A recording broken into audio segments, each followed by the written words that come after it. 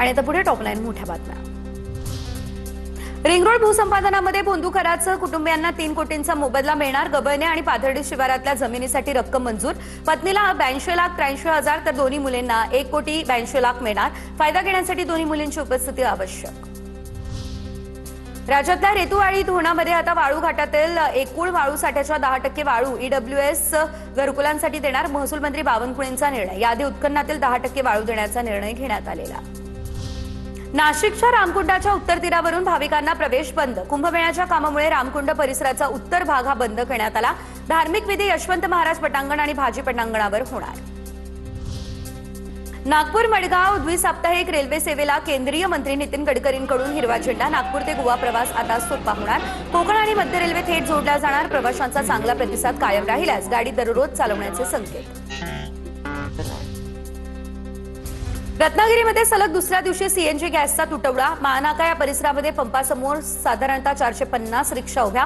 CNG भरण्यासाठी पहाटेपासूनच वाहनांची रांग। बुलडाण्यामध्ये डिझेल तुटवड्यामुळे शेतकऱ्यांना स्वतःला वखराला झुंपण्याची वेळ आली। संग्रामपूर तालुक्यातली ही घटना। शेती कामासाठी ट्रॅक्टरला डिझेल उपलब्ध करून देण्याची मागणी। यवतमाळच्या ढाळकीमध्ये कृषी विभागाची कारवाई। 15,42,000चा अनधिकृत खतसाठा जप्त। 50 किलो वजनाच्या 700 गोण्या देखील जप्त।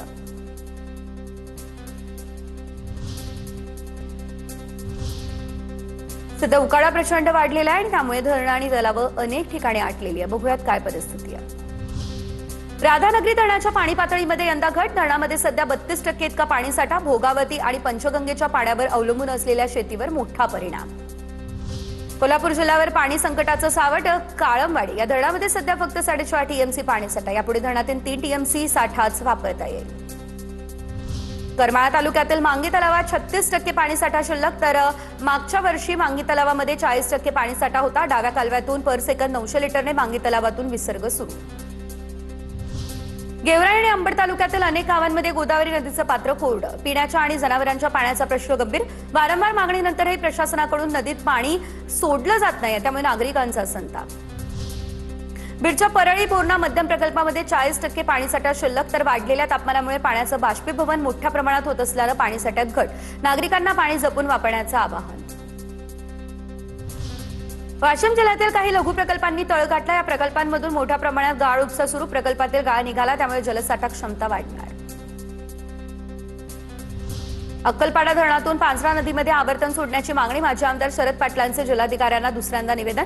तर तीव्र उष्णतेने अक्कलपाडा या धरणातील पाणीसाठा घटला, त्यामुळे पाणी टंचाईची समस्या निर्माण।